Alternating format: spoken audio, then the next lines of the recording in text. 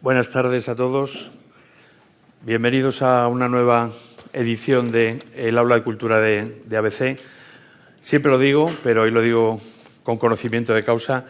Hoy tenemos un verdadero lujo de aula que lo vamos a tener con Martin Baron, que nació en Tampa en el año 1954. Yo creo que es uno de los periodistas más importantes, sin ninguna duda, influyentes de Estados Unidos, lo cual quiere decir que es uno de los grandes periodistas del mundo. Ha sido director del Miami Herald entre 2000 y 2001, del Boston Globe entre 2001 y 2012, del Washington Post entre 2012 y 2021.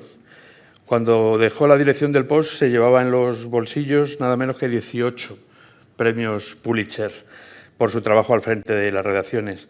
El primero de ellos fue en el Miami Herald, lo recordaremos todos por la cobertura de la redada para recuperar a aquel niño cubano, Elian González, que seguro que está en la memoria de todos. Muy sonado, o más sonado todavía, fue el que consiguió como director del Boston Globe por destapar los escándalos por abusos sexuales de varios sacerdotes de la Iglesia Católica, lo que más tarde daría lugar a la película Spotlight de Tom McCarthy, en la que, por cierto, fue encarnado por el actor Liev Schreiber, con el que guarda un cierto parecido, o un parecido razonable, digamos. Desde el 2012 pertenece a la Academia Estadounidense de las Artes y las Ciencias y en la actualidad es una de las firmas más cotizadas, más comprometidas, más brillantes de su país. Acaba de publicar el libro Frente al Poder, que ya se lo digo yo, que lo podrán adquirir después, se lo podrá firmar él y lo tenemos ahí fuera, que es el que nos congrega hoy en esta nueva edición de la Hora de Cultura de ABC, que, como saben, organiza el periódico con el patrocinio de la Fundación Vocento. Entre otras muchas cosas, en este libro habla de su experiencia al frente del Post cuando el periódico fue comprado por Bezos y cuenta también sus tormentosas relaciones con el anterior gobierno de Donald Trump. Seguro que algo nos dirá también sobre esta actual etapa que tanto nos preocupa a todos. O también sobre el Pulitzer que ganó por su informe nacional sobre la interferencia de la Rusia de Putin en aquellas elecciones presidenciales de 2016, que también las recordamos todos perfectamente. Para hablar de todo ello, hoy nuestro invitado tendrá un contertulio verdaderamente excepcional, el director de ABC, Julián Quirós, que le asaeteará a preguntas y mantendrá con él un diálogo al que agradecemos enormemente en su presencia. Muchas gracias, Julián, por estar aquí. Como agradecemos a Martín estar con nosotros en este aula e iniciar aquí una pequeña gira que le va a llevar por varios lugares de España, algunos de ellos mayoritariamente con Vocento, y conocer el norte de España que tan hermoso es. Siempre frente al poder, siempre con la valentía, siempre con la garantía de ese gran periodismo que antes lo estábamos hablando, él representa como muy pocos en este planeta llamado Tierra. Bienvenido y te dejo en buenas manos con Julián Quirós. Martín, bienvenido a Madrid de nuevo, una ciudad que conoces bien. Gracias. Yo creo que es la tercera vez que te veo en los últimos años y tú ya conocías la ciudad. Sí.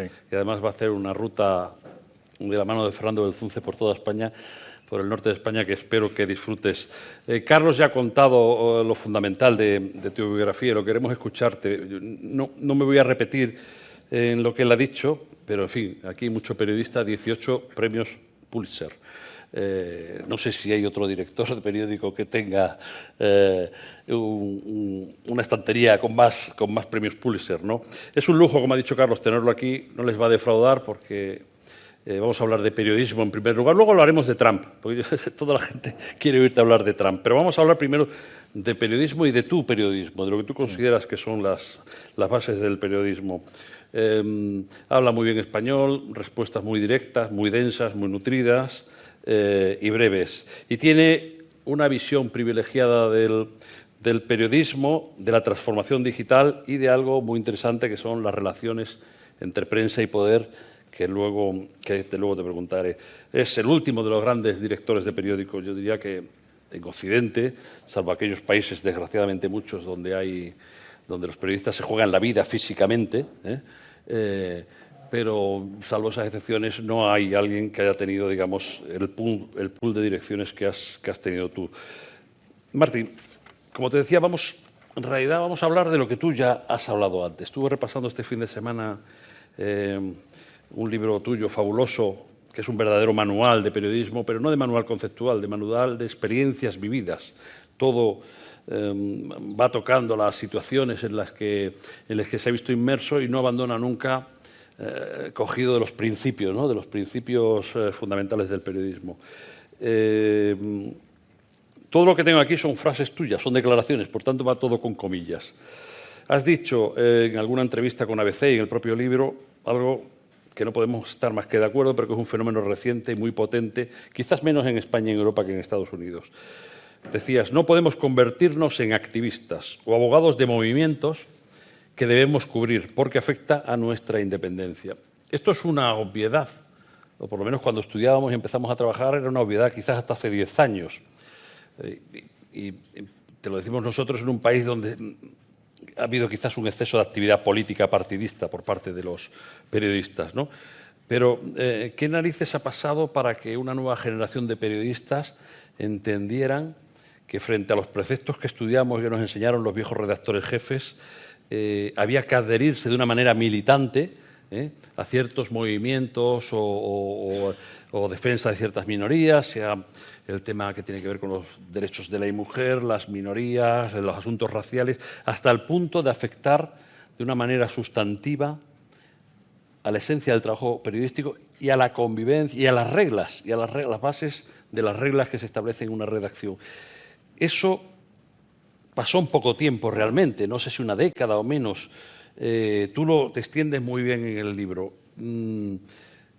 ¿Qué ha pasado en los últimos años? Porque se dice que también hay un movimiento, un retroceso un poco de la cultura woke. Ese mal que se extendió muy rápido, no sé si moda, está retrocediendo. O sea, los principios sobre los que aprendimos y trabajamos están volviendo, o todavía es una fuerza muy poderosa que está contaminando las redacciones de los periódicos. ¿Qué piensas sobre esto, que fuiste el primero en decirlo realmente, o por lo menos el primero que te escuchamos en Europa? Bueno, primero, gracias por invitarme, gracias por la oportunidad de estar de nuevo en Madrid. Bueno, con respecto a ese tema, yo creo que todavía no sabemos si hay un retroceso a los principios originales o básicos de nuestra profesión. Hay una mentalidad diferente entre los jóvenes sobre nuestro rol, sobre nuestra misión. Y ellos piensan que la objetividad no ha funcionado bien porque ahora hay más autócratas en el mundo, hay más amenazas a las personas marginadas y ellos piensan que necesitamos un planteamiento diferente con respecto al periodismo. Pero yo creo en la objetividad. ¿Y por qué? Porque la misión del periodismo es descubrir la verdad. Y para descubrir la verdad tenemos que empezar con una mente abierta, que yo creo que deberíamos pensar más en... no deberíamos pensar en lo que sabemos, deberíamos pensar en lo que no sabemos o lo que no sabemos bien. Lo cierto es que la mayoría del tiempo vemos al mundo por el ojo de una cerradura. No vemos todo. Tenemos que abrir la puerta. Y a veces podemos abrir la puerta un poquito y ver más. Y con suerte y con habilidad podemos abrir la puerta de par en par y ver todo el panorama. Yo creo que es lo que hicimos con la investigación de la Iglesia Católica en Boston y el encubrimiento de los abusos sexuales por los cleros en esa ciudad y en otras partes del mundo.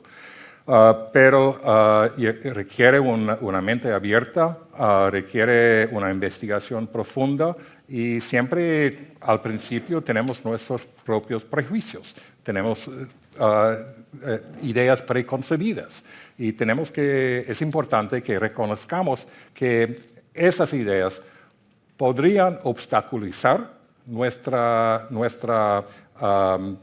proceso de descubrir la verdad.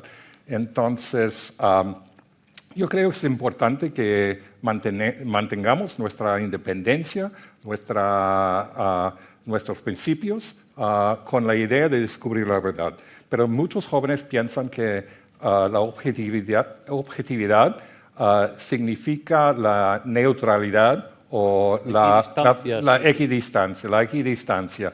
Pero no es así, porque la misión es descubrir la verdad. Y cuando descubrimos los hechos, cuando podemos contextualizar los hechos, entonces deberíamos decir al público, revelar al público los hechos que hemos descubierto. Y sin pestañear, sin rodeos, deberíamos hablar con franqueza con el público. Y cuando para acercarte sin prejuicios es difícil, ¿no? Porque muchas veces uno mismo no es consciente de los prejuicios que tiene, ¿no? Sí. ¿Cuál era tu manera, no sé si como director, incluso como redactor jefe, de romper o de atacar directamente a los prejuicios? Con las preguntas que uno se espera. Bueno, con las preguntas. Por eso tenemos editores, ¿verdad? Claro. Por eso hay varios niveles de periodistas y la obligación de los editores es representar el público, representar al público, sus preguntas. Hacerse las preguntas del público, sí, del lector. Sí, claro. Ahí, en esta línea, también decías, y pongo comillas, los directores tenemos derecho a crear y preservar una identidad y una reputación del medio. Ningún periodista puede actuar contra esa credibilidad. Esto es muy interesante y viene a cuento de la eclosión de las redes sociales con una velocidad vertiginosa, como todo lo que tiene que ver con lo digital, que nos asombró a todos y que en realidad iban cambiando más deprisa de lo que nosotros éramos capaces de adaptarnos, como en tantas cosas digitales, ¿no? Y es verdad que fue otra manera de trastocar los equilibrios históricos en las redacciones, porque de repente, cualquiera no, pero algunos tenían la oportunidad, por azar, por brillantez, por lo que sea, de brillar mucho, ¿no? Y de brillar tanto como el medio, ¿no? Y es un asunto muy interesante que coincide un poco con la pérdida de fuerza de las propias cabeceras tradicionales, ¿no? Y ha creado mucha confusión dentro de las redacciones, hasta el punto que algunas veces hemos vivido, quizás no tanto con los periodistas de redacción, pero sí con columnistas o con colaboradores, que poco menos que el periódico tenía alquilado un pequeño espacio para alguien de lo que allí podía hacer cualquier cosa, ¿no? Tú sigues creyendo que las cabeceras tienen un orden, una cosmovisión, y lógicamente los periodistas que allí trabajamos tenemos que ser consecuentes con esos principios. ¿Es así? Bueno, yo creo o matízalo en lo que tú consideres. Sobre las redes sociales. Sobre las redes sociales, cómo pueden perturbar o desenfocar la identidad de un medio en función de que periodistas importantes de ese medio, como tú viviste, bueno, pues apunten o enfoquen las cosas de una manera o tengan un protagonismo excesivo que les, en fin, que les quita independencia o que les quita imparcialidad, ¿no? Sí. Bueno, obviamente hay muchos periodistas que participan en las redes sociales y ellos tienen el derecho a expresar revelar un poco más sobre su identidad, sobre su personalidad, sobre algunas perspectivas. Sin embargo, yo creo que deberíamos mantener fronteras. Deberíamos mantener que, obviamente, ellos trabajan para una institución y la institución tiene sus normas, tiene su propia marca, su propia identidad. Muchos periodistas ahora están pensando en su propia marca, en su propia identidad, porque ellos saben que no van a seguir trabajando para el mismo medio para siempre, que tienen que tener sus propios seguidores en las redes sociales. Pero lo cierto es que una manera de obtener más seguidores es decir cosas que son controvertidas y expresar opiniones políticas y provocar una reacción o provocar una furia entre el público. Pero lo que yo pienso es que, trabajar para una institución implica que vas a adherir a las normas de la institución, porque la institución tiene el derecho a mantener su propia reputación y las publicaciones de los periodistas en las redes sociales pueden socavar la reputación de la institución y también pueden hacer daño a sus compañeros periodistas dentro de la misma redacción, porque sus publicaciones reflejan a todos sus colegas en la redacción. Le afectan y, por tanto, a la hora de que sus colegas hagan su trabajo, pueden estar condicionados o marcados de alguna manera, ¿no?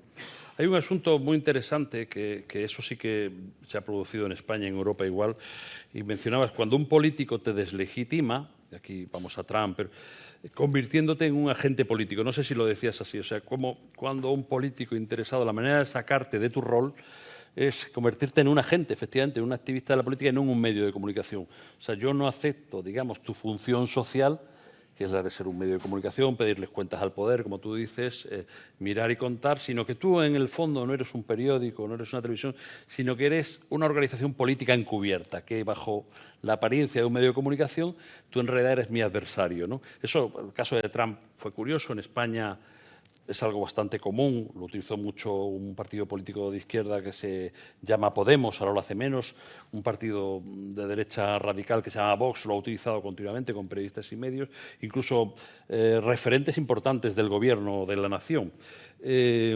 Claro, esto es un problema, porque aquí lo hemos vivido, te quedas de alguna manera desarmado, porque cuando alguien que es un político importante, que tiene responsabilidades de gobierno, te deslegitima de esa manera, o sea, no reconoce tu naturaleza, pues te provoca problemas con una parte del público, ¿no? ¿Es así como lo estoy contando? ¿Crees que es una estrategia de ciertos políticos populistas para no tener, en el fondo, que contar al medio de comunicación aquello que debe contar, ¿no? Para que luego el medio de comunicación lo pueda contar? ¿Tú cómo lo has vivido? Sobre todo, quizás, primero con Trump, sería el primero, pero supongo que tendrá imitadores también, ¿no? Que no ha sido un fenómeno que se ha limitado a Trump.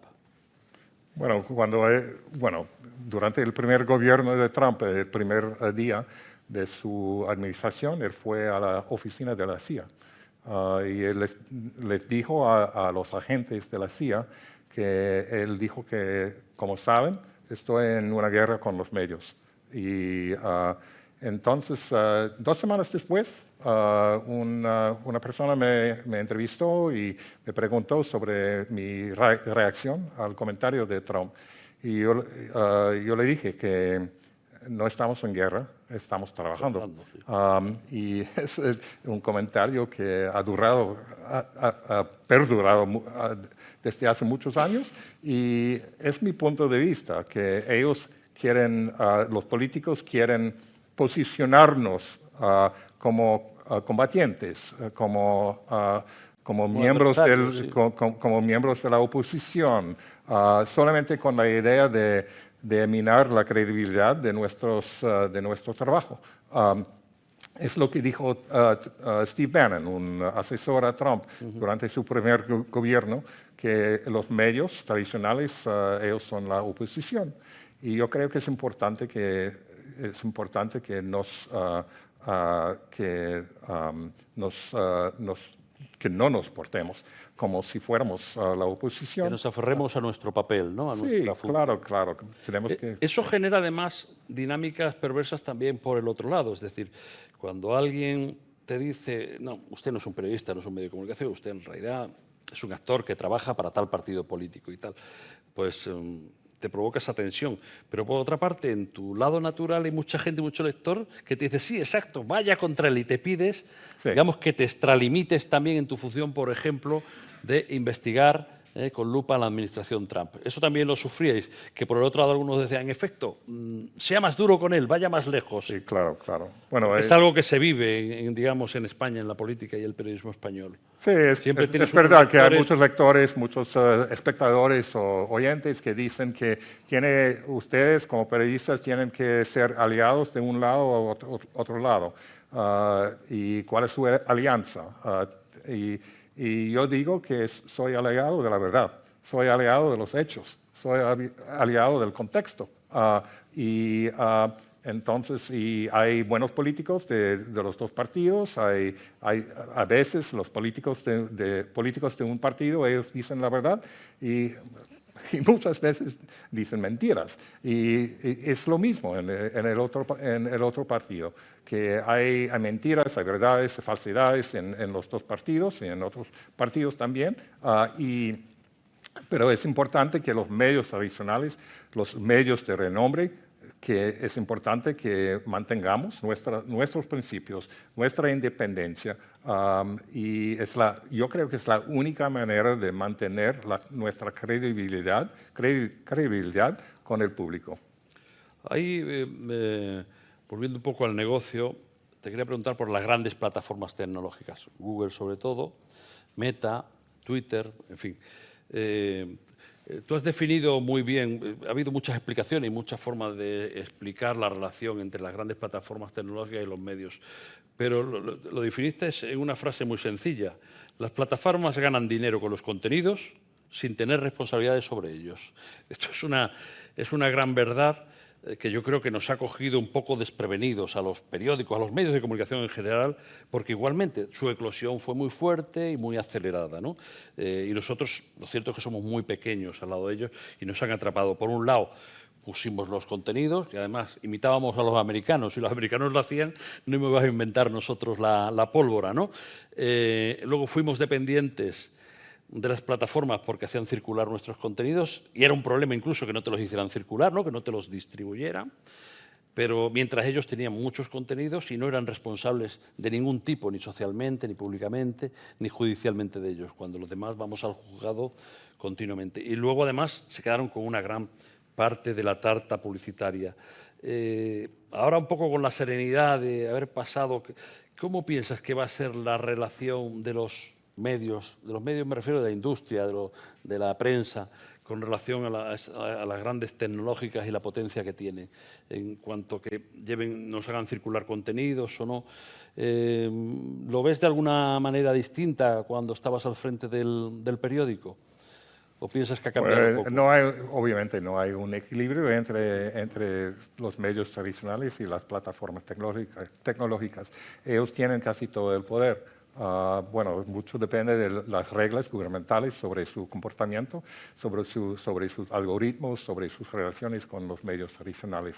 Si tienen que pagar para el contenido, si tienen que pagar para el uso de la inteligencia artificial generativa, ellos utilizan nuestro contenido para dar respuestas a los interrogantes entre el público.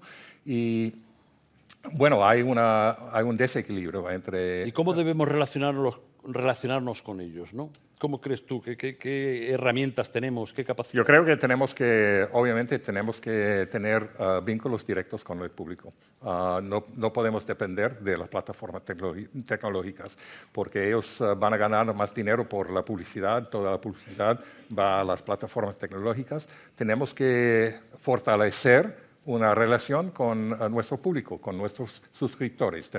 Es importante que tengamos suscriptores. Ellos tienen que pagar para el contenido. Tenemos la obligación de darle al público información de valor. Pero es importante que, bueno, antes de las plataformas tecnológicas, teníamos relaciones directas con los suscriptores, con los lectores, con todos ellos. Y ahora, bueno, eso para nosotros fue una adicción a las plataformas tecnológicas, a las redes sociales, para difundir nuestra información, para recibir publicidad. Pero la publicidad ha bajado mucho y yo creo que es importante que remontarnos a los años pasados para establecer y fortalecer una relación directa con nuestra audiencia. Cuando estábamos todos hablando de la resistencia al cambio, tú utilizaste otra palabra que nos iba un poco más allá, pero era el derrotismo. Y me gustó mucho todo lo relacionado con el esfuerzo enorme que están haciendo las redacciones desde hace 15 años por adaptarnos, por aprender. Primero hubo una época de negación, una era de negación, donde no se veía que aquello iba a ser. Luego de no incorporarse, porque no aceptabas aquello, ¿no? Pero luego realmente las redacciones en general están haciendo un esfuerzo fundamental. El tema es si el esfuerzo es acertado o no. Y te recuerdo dos frases que has dado tú, yo creo que fue en la entrevista con Belzunce. Dijiste dos cosas que trascienden a lo que estamos hablando, pero que me gustaría hablar sobre ello, sobre la fortaleza, la inspiración, la energía que tenemos que dar. Aquí hay algunos redactores jefes, subdirectores del ABC, a nuestra gente para que tiremos del carro, ¿no? Tú decías, descubrí que íbamos a perder si nos aferrábamos a la nostalgia y, sobre todo, si piensas que vas a fracasar, no tendrás éxito. Y hubo un momento en que muchas redacciones se pensaba que íbamos a fracasar. ¿De dónde sale un poco el liderazgo, la fuerza y la inspiración para que la gente tire adelante sin tener muy claro realmente en la órbita digital cuáles son los siguientes pasos, ¿no? Supongo que fue de lo más duro, ¿no? en los últimos años, ¿no? Esa transformación convencida, pero sin saber muy bien a dónde nos llevaba. ¿Cómo se vivió todo aquello?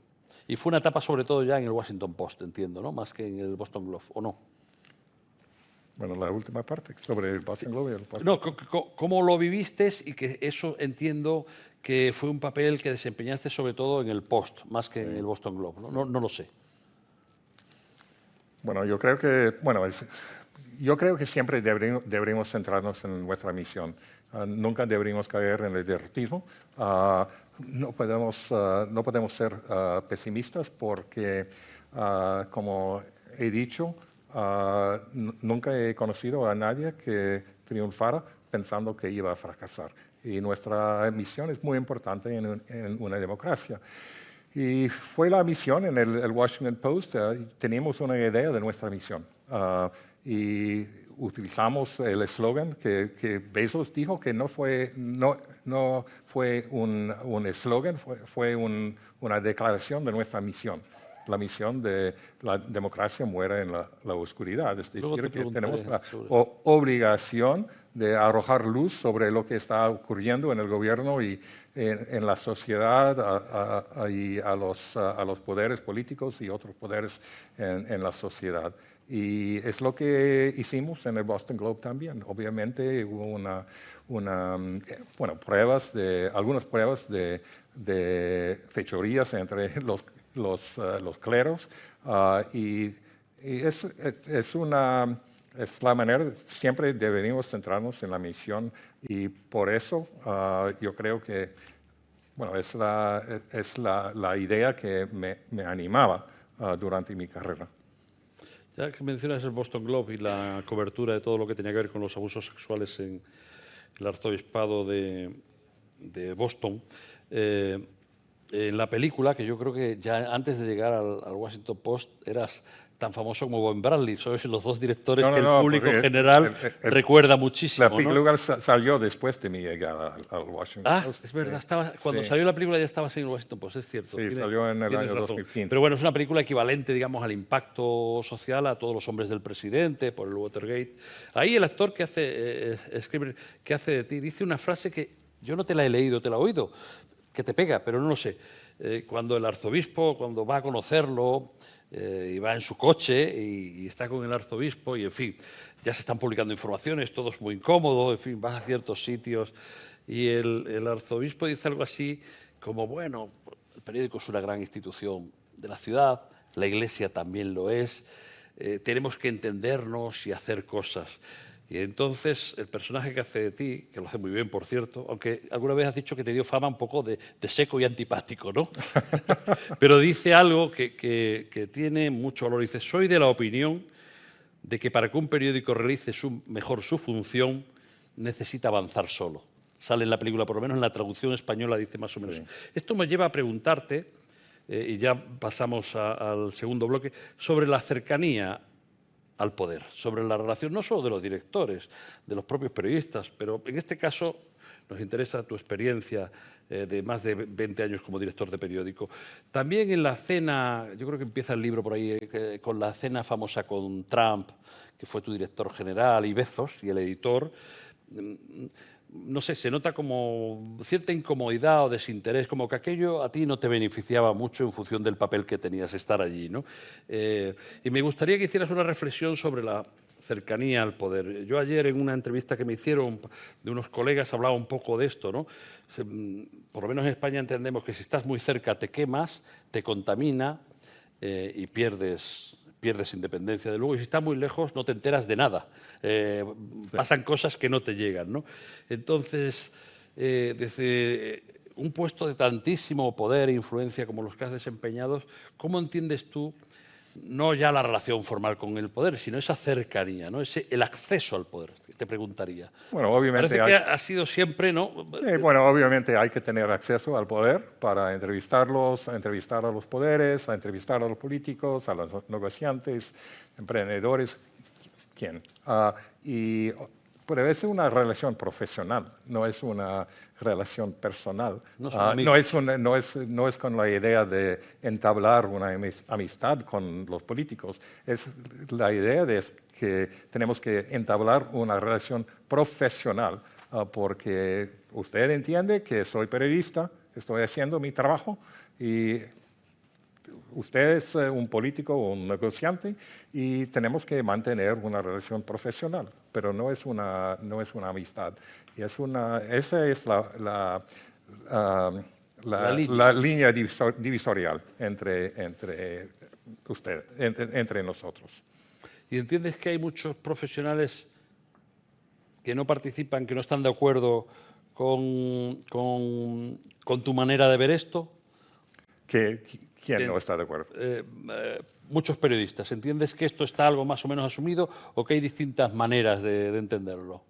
Bueno, yo creo que hay algunos periodistas que han cruzado la línea. Obviamente hay muchas historias sobre lo que ha pasado, pero yo creo que eso, cuando ellos cruzan la línea, ellos ponen en peligro la independencia del periódico y hacen daño a la credibilidad del periódico. Vamos a hablar de Trump y la prensa, Trump y la política, y de Bezos, que le dedicaste además un artículo reciente en The Atlantic, ¿verdad? Trump y la prensa. ¿Cómo crees tú que ha cambiado con la llegada de Trump la relación entre la prensa y el poder? ¿Cuánto la ha perturbado? Y si es un fenómeno que solo afecta a Trump, que no lo parece, porque parece que tiene muchos imitadores, por lo menos en sus equipos. ¿Cómo ha cambiado? ¿Cómo era la situación antes de Trump y después de Trump? ¿Cómo ha cambiado la manera de... ¿Trump segundo? Trump segundo. Hablaremos del Trump segundo, efectivamente, segundo. si es el mismo que el primero o no, que es una de las preguntas obvias. ¿Cómo cambiaron las cosas cuando llegó Trump? Más allá de que señaló, como dices tú, públicamente a la prensa, estos son mis enemigos, el enemigo del pueblo, creo recordar que era la expresión, no recuerdo si era esta, escoria todo. Que es cuando tú dijiste, nosotros no estamos en guerra, estamos trabajando. ¿Era algo para lo que estabais preparados? ¿Se veía venir? ¿Os sorprendió? ¿Es algo que solo afecta a Trump o es esa manera de entender la política y la relación con los medios puede afectar también, no sé, desde gobernadores de estados que le imitan, grandes ciudades, no lo sé? ¿Es algo que solo atañe a Trump o lamentablemente es una manera, una escuela que se ha extendido? Sí, ha afectado a todos los políticos, los gobernadores, los senadores y todo. Sin embargo, yo creo que mucho ha cambiado. Yo esperaba lo peor, pero lo peor es peor que yo esperaba. Entonces, él pretende minar la credibilidad, seguir minando la credibilidad de la prensa, los medios tradicionales, y él ahora se esfuerza por socavar la sostenibilidad de la prensa. Siempre él está atacando, no solamente con retórica, pero con medidas gubernamentales. Y él ha empezado, uno de sus ayudantes, un asesor, el CEO de un organismo regulador, que tiene responsabilidad para las cadenas de televisión, ha lanzado varias investigaciones de las cadenas de televisión, ABC, NBC, CBS, con una excepción, obviamente, Fox, que es un brazo propagandístico de la administración de Trump. Y ellos tuvieron, esa empresa tuvo que llegar a un acuerdo de $787 millones con la empresa de las máquinas de votación porque había mentido por completo sobre su comportamiento en las elecciones de 2020. Pero durante la administración de Trump es una excepción, no hay ninguna investigación, nada. Y también antes de llegar de nuevo a la Casa Blanca, Trump llevó algunas demandas contra los medios y bueno, los medios sienten la necesidad de llegar a un acuerdo con él debido a su poder, porque va a vengarse de esos medios y sus compañías matrices también. Y entonces hay mucha presión y yo creo que ahora está salivando por investigar los medios por la divulgación de supuesta información sobre la seguridad nacional. Siempre en los Estados Unidos ha habido investigaciones de los filtradores, de las fuentes de información. Sin embargo, no ha habido investigaciones de los medios. Pero yo creo que va a lanzar... O sea, no solo perseguir al que filtra desde la administración, sí, sino al medio que publica, ¿no? Sí, claro. Claro. Pero el personaje se ha vuelto muy complejo, diabólico, no sé cómo llamarlo, porque al mismo tiempo que hace eso, lo que nos cuentan es que él y sus equipos son grandes filtradores a la prensa. O sea, sí, claro, por una parte siempre atacan a la prensa y por otra entran en el juego tradicional. No solamente sus equipos, él mismo. Él es un gran llamador. filtrador. Él empezó a filtrar la información cuando era negociante en Nueva York y ha mantenido ese hábito. Y durante su gobierno anterior, él filtraba información todo el tiempo a sus reporteros favorecidos. Sí, a los que tenía cerca, ¿no? Ahora, la relación con Trump es especialmente, no sé cómo llamarla, complicada, compleja, porque realmente, digamos, la oposición informativa y editorial profesional a Trump llevó a la prensa de Estados Unidos a la vuelta a una situación muy boyante, muy benéfica, muy positiva, ¿no? Con suscripciones, con atención, con prestigio, credibilidad. Y cuando Trump se va, baja la atención sobre él, baja el interés o la atención del público y los medios empiezan a tener problemas. O sea, que el combate a Trump también era una oportunidad y yo creo que tú lo viviste en primera persona. ¿Qué está pasando desde el punto de vista informativo en esta segunda reentrée de Trump? Bueno, los medios nos habíamos beneficiado de no lo parece, ¿no? Que estén consiguiendo, digamos, una vuelta a los años buenos de la primera etapa de Trump. Bueno, ahora yo creo que no, porque hay muchos lectores que no quieren leer tanto sobre Trump. Ellos están hartos de él y ellos no quieren leer tanto sobre él. Entonces yo creo que no vamos a ver un aumento como antes en la circulación, las suscripciones de los medios. Una mucho interés en lo que está haciendo. Sin embargo, hay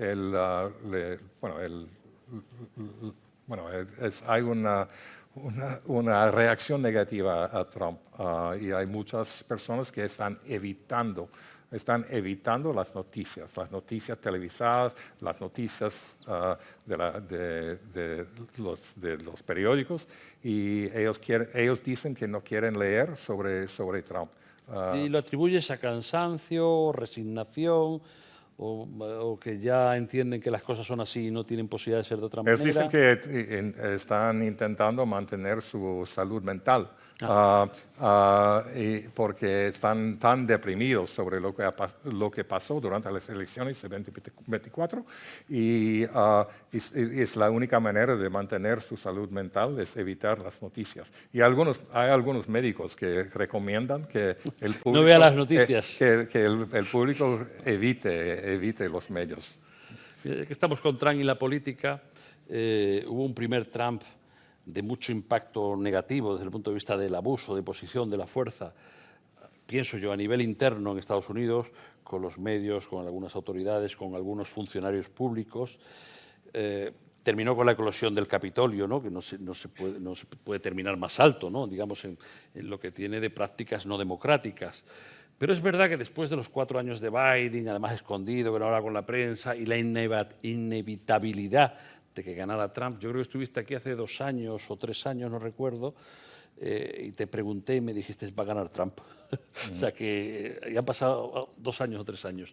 Bueno, de alguna manera se pensó, efectivamente ha habido cierto acercamiento de los medios, que ahora hablaremos del Post y tal, pero por otra parte decir, bueno, este hombre ya no es tan neófito, no va a cometer los errores o los impulsos de su primer mandato, y lo cierto es que sí, que no solo lo está cometiendo hacia adentro, hacia Estados Unidos, sino hacia el mundo, hacia el exterior, ¿no? Con una beligerancia extrema con Europa, con antiguos aliados, no digamos el impacto en la guerra de Ucrania, que recordabas en tu libro además, que es que él ha tenido muchos negocios históricos con Rusia, o sea, ya le va mal la guerra de Ucrania a Trump en sus negocios, porque hace 30 años, quiero recordar que... esas claves diferenciales, ¿qué te llaman la atención desde el punto de vista político, geoestratégico o de potencia de Trump en este segundo mandato, que nos está dejando a todos descolocados con los aranceles? Y si crees que lo llevará a cabo, o habrá algunos tipos de frenos internos que le atemperen. ¿Cómo piensas que va a evolucionar la política de Trump, no sé si en los próximos meses o en el próximo año? ¿O está desatado y va a seguir desatado? No, sí, bueno, todavía no he visto ningunos frenos internos. Parece que no existen ahora. Lo cierto es que, como he dicho desde hace muchos años, es un aspirante autócrata. Cuando yo, después de su triunfo en el año 2016, empecé a leer todos sus libros sobre los autócratas, sobre el autoritarismo, porque yo sabía que era un aspirante a autócrata, y así es un aspirante a autócrata. Hay varias personas que dicen que quiere hacerse un rey, pero yo digo que eso subestima sus ambiciones, quiere hacerse un emperador. Por eso él está hablando de Canadá como el Estado 51 de los Estados Unidos, o que él tiene ambiciones para apoderarse del Canal de Panamá y de Groenlandia también. Yo creo que él piensa que hay solamente 3 países importantes en el mundo: los Estados Unidos, Rusia y China. Y ellos pueden ejercer su hegemonía en su propia región. En su mente los otros países no son tan importantes. Yo creo que es su mentalidad, que hay solamente 3 países importantes, y él tiene, bueno, ahora él está rodeado por cómplices, compinches, con lacayos, bueno, personas que nunca van a contradecirlo, no van a decirlo nada para tener un punto de vista diferente, y entonces no hay ningunos frenos internos en este gobierno. Y bueno, el freno podría ser la economía de los Estados Unidos.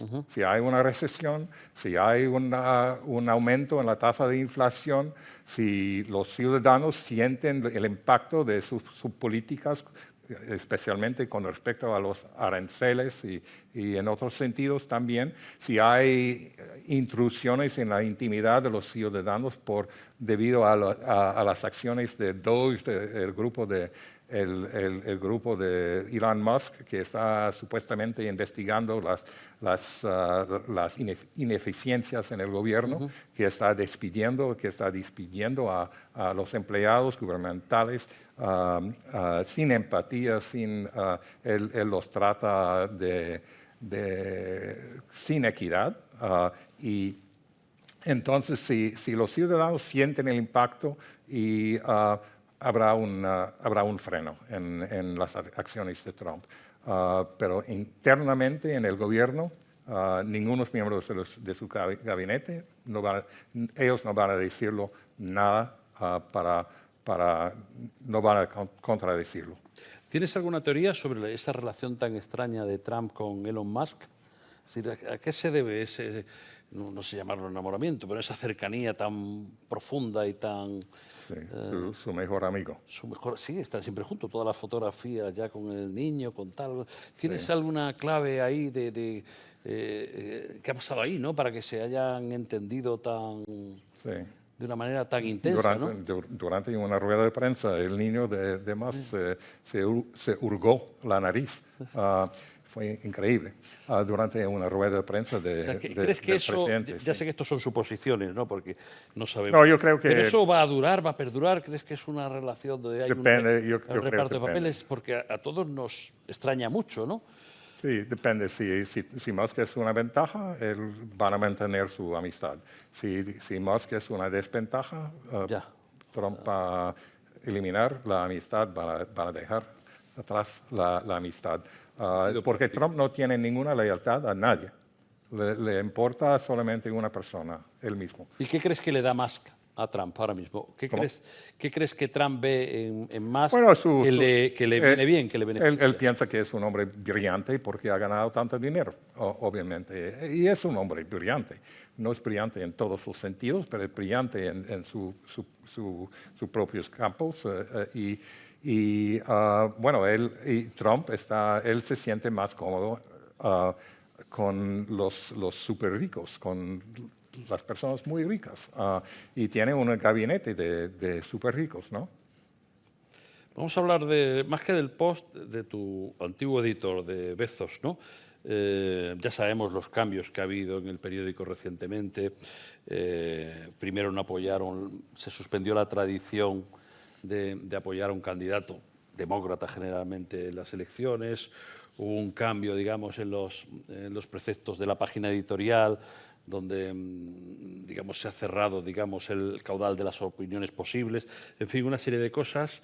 Tú has escrito un artículo muy reciente hablando de Bezos. Es evidente, tú lo atribuyes a que quiere ser, si te he entendido bien, más complaciente con Trump, que lamentablemente hay muchos de sus negocios que dependen de los contratos federales y gubernativos, porque claro, siempre pensamos en Amazon, pero Amazon necesita distribuir los productos a través de la red de correos americanas, están los servidores online, que es muy potente, está la agencia aeroespacial, y tú entiendes, tu teoría es que primero cumplió Bezos y luego falló. Es muy interesante, que lo has contado alguna vez, ya he hecho una referencia, hace unos años decidisteis que el lema del periódico iba a ser una frase que la primera vez que la oyes es un poco extraña porque es muy teórica, ¿no? La democracia muere en la oscuridad, que proviene, creo recordar, de una sentencia de uno de los casos de los juicios del Watergate. En último término, el que decide que ese tiene que ser el lema del periódico es Bezos. Entiendo que es el último que tiene que aprobarlo, ¿no? Sí, claro. Entonces, Bezos ha pasado de eso a abrazar la oscuridad. ¿Qué piensas tú? Bueno, no está en la oscuridad todavía, pero no, estoy muy consternado con su comportamiento reciente. Yo creo que refleja su temor de Trump, porque como dijiste, Trump puede tener un gran impacto sobre sus otros intereses comerciales. Y entonces, obviamente hay Amazon con sus servicios en nube y otros servicios y su empresa espacial. Y entonces Trump dijo durante la campaña que iba a vengarse de sus enemigos políticos. Y Bezos siempre ha sido percibido como un enemigo político por una sola razón, por la cobertura del Washington Post. Entonces yo creo que él sentía la necesidad de reparar sus relaciones con Trump, porque Trump iba poner en marcha varias represalias contra sus enemigos. Y lo hemos visto durante los primeros 2 meses, hemos visto las represalias de Trump contra varios bufetes de abogados, contra los políticos anteriores, contra el fiscal anterior. Siempre está atacando, los está atacando y está intentando denegarlo la oportunidad de ganarse la vida.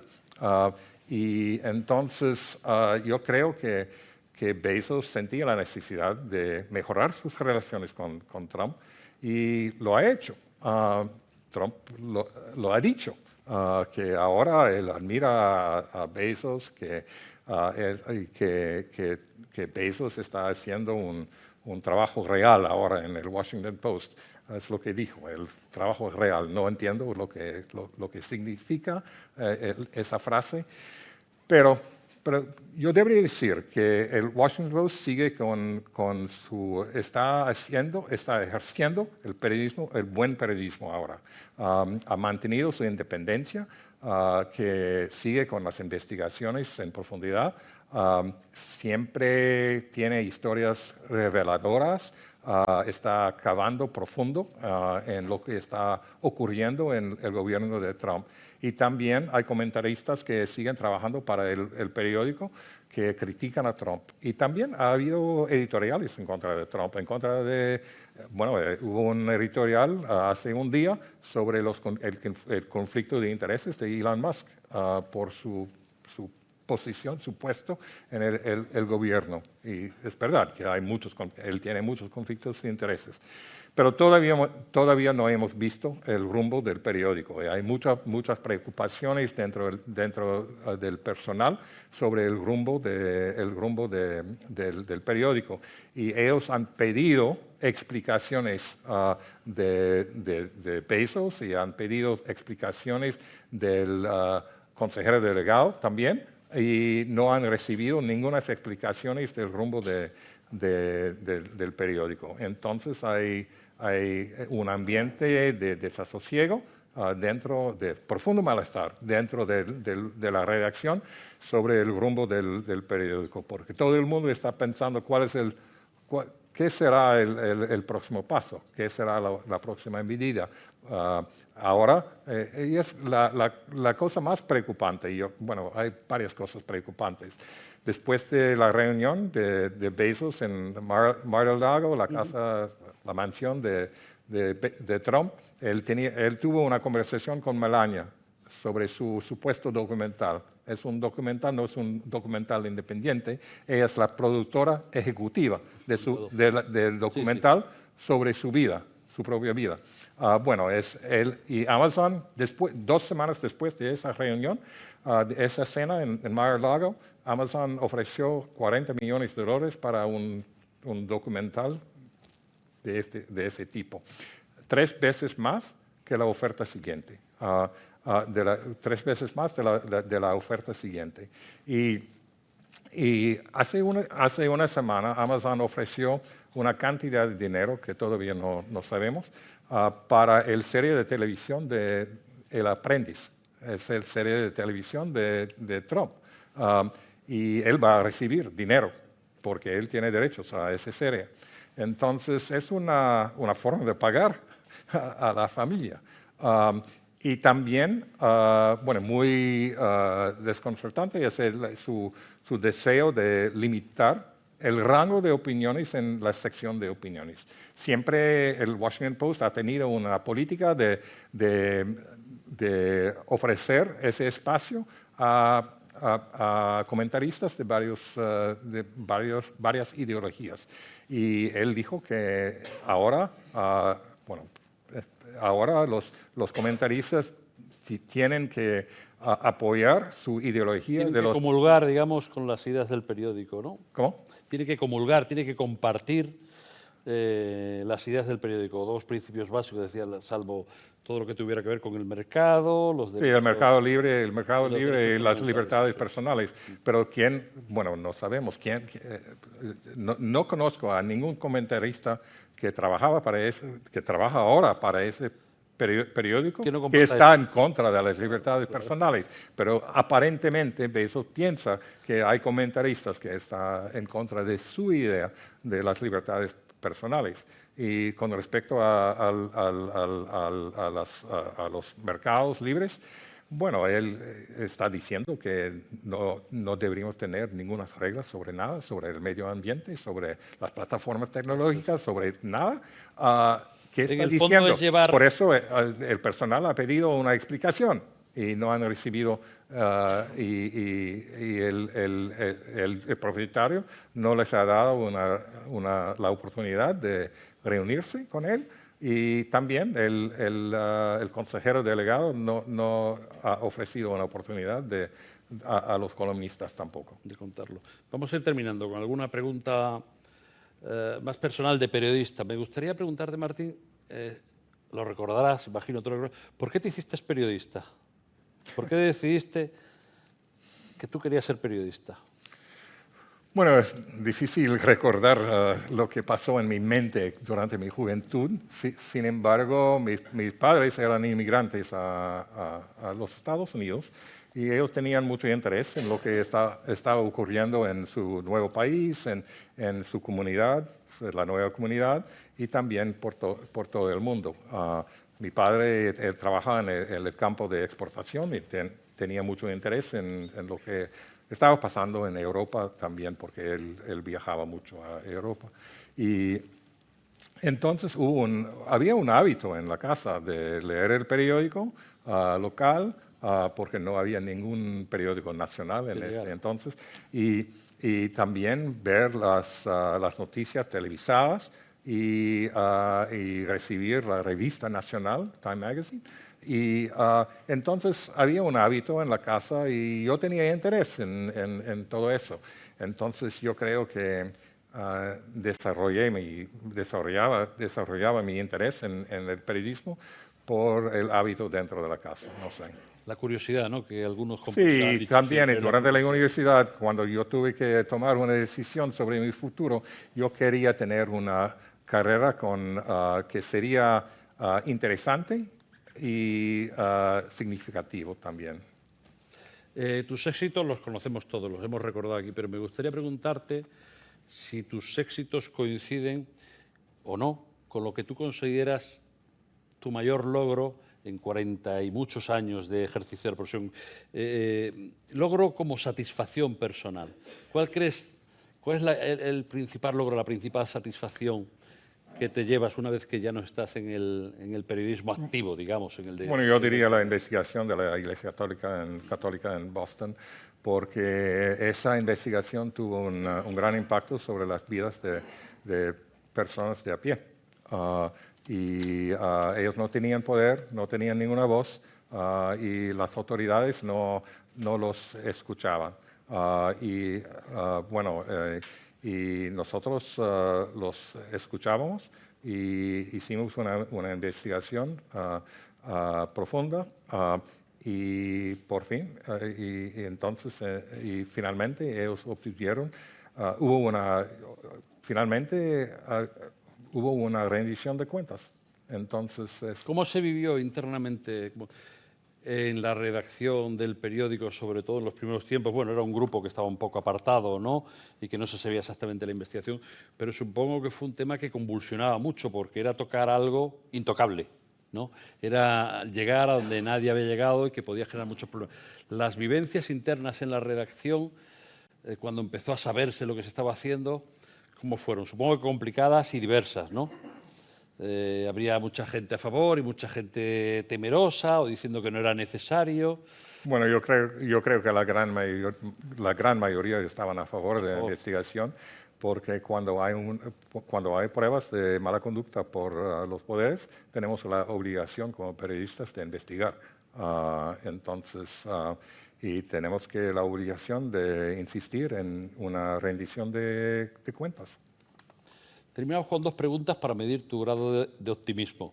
El primero, un amigo, muy amigo tuyo, que tenga 50 años, buen periodista, que le ofrece ser director de un medio de comunicación. ¿Le recomiendas que lo acepte o que no?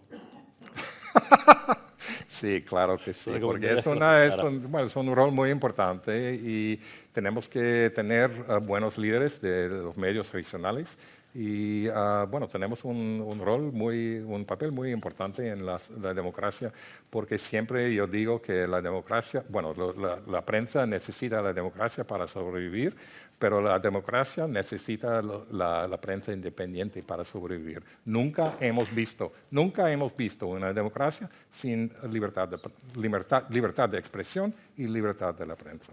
Y la última pregunta, en esta línea también, pero fíjate qué tiempos tenemos, ¿no? Los poderes políticos son más fuertes e indiscriminados que nunca y discrecionales, en Estados Unidos y fuera de Estados Unidos, una eclosión tecnológica brutal a la que tenemos que pegarnos, pero además nuevas plataformas, nuevas palancas, no de periodismo, pero sí de comunicación que compiten con nosotros, en fin, una sociedad que buena parte de ellos no necesitan estrictamente a los medios, hay sistemas paralelos para informarse.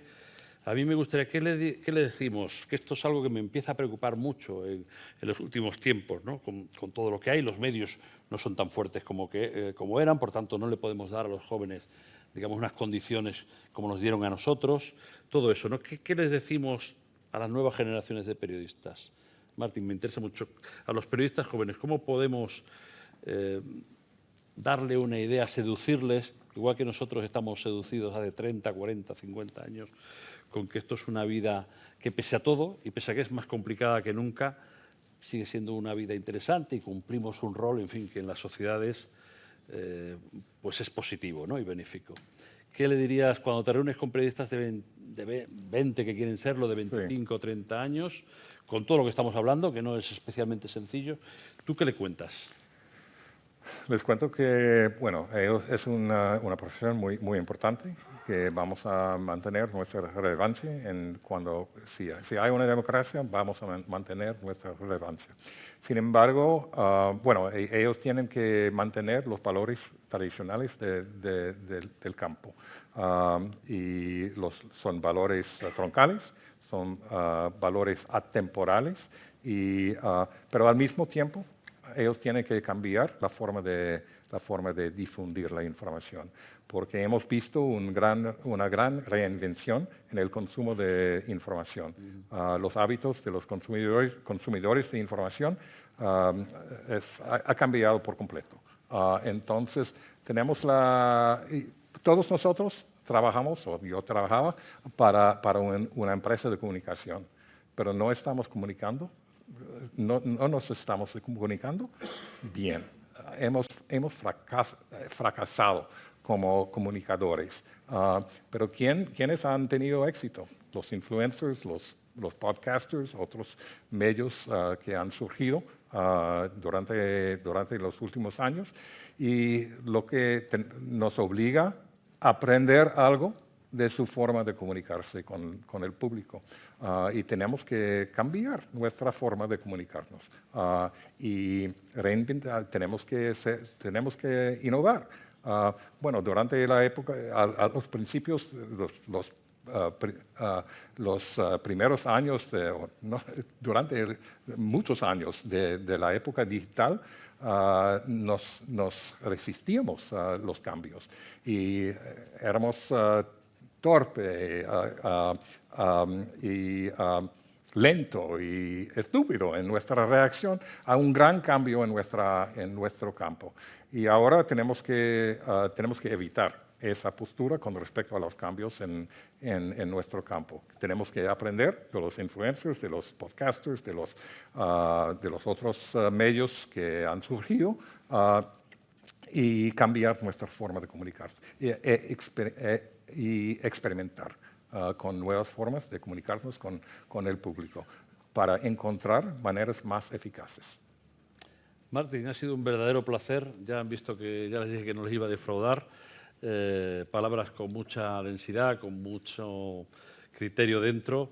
Que disfrutes de tu estancia en Madrid, en España. Muchas gracias. Y saben que tienen el libro fuera por si alguno quiere que Martín se lo dedique. Estará encantado. Muchas gracias a todos. Gracias.